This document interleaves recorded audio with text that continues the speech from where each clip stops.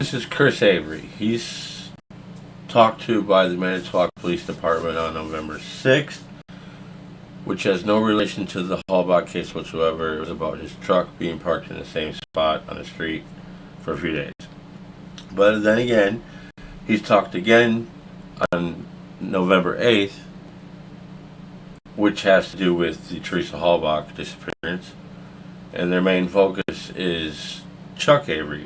Now, we know Chuck Avery is first interviewed on November 6th by Marinette County,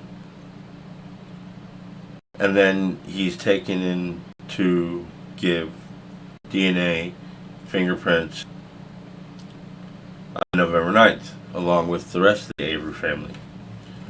But en route to the medical center, they're recording his conversation, telling him to tell them what he knows, and he tells them, I already gave you my statement, and they tell him this is your chance to change your statement. But during the car ride, this conversation comes up. Go on, next one. Christopher.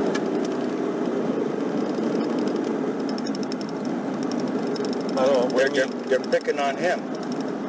And I haven't seen him in 2 to 3 weeks. I saw him once. I saw him on TV give an interview. It's the first time I ever heard about him saying anything. Yep, that's him. Okay. Am I going to lose another kid over this shit? Yeah, you're right.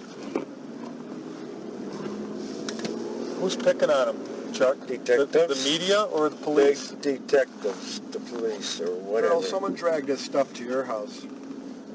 Huh? Someone dragged this problem to your house, right? Yeah.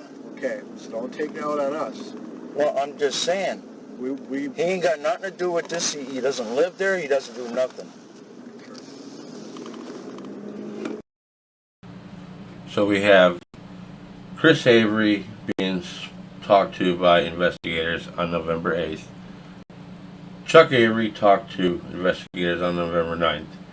And Chuck Avery brings up, why are they talking to Chris? Because he has nothing to do with this. Well, on November 11th of 2005, we have a gentleman call in, and this is what he has to say. Yes, my name is Tom Derpinghouse, and I heard through the grapevine, I guess. It's all hearsay, and I don't know if it means anything, but it deals with the Avery case, and it has to do with Chuck Avery's son and his mother-in-law saying something to another woman at work in confidentiality that was overheard by other people, and it has to do with the son talking to the father, and the son meeting Steve, or the son meeting Chuck Avery's son? Yeah, Chuck Avery's son. Okay. And finding out from his dad what was going on about this whole deal and everything, and the dad had made the comment that we burned the bitch. Oh, really? Yeah. See, I don't have anything to back any of this up or anything. It might be of help. I don't want to steer the investigation off course or anything either, but it's just information I heard, and it kind of bothers me that something like that was. And that was a conversation overheard by somebody that works with, it'd be, what, Chuck Avery's wife? Chuck Avery's son's wife's mother. Chuck Avery's son's mother-in-law. And she didn't want to say anything about it because the comment was made that she didn't want to get involved. Now, I do realize this is hearsay, but just take the facts that happened. Chris Avery is spoken to with detectives. We got Chuck Avery complaining to the detectives about them doing that. But what gets even weirder is this. After this phone call that the dispatcher receives She hangs up and she phones Mark Wiegert.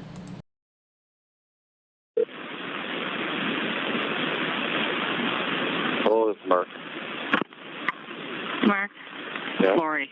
Hi. Are you 1042 or are you out there? I'm 1042. You are? I am. I forgot to call you. You sure did. Sorry. Is there someone out there that can take information on a lead? Probably not. That would be me. What you got? I had a man calling here from Two Rivers. Hey. Chuck Avery's son, which I don't know what his name is. Got a few of them, but go ahead. Okay. Oh, great. Shoot.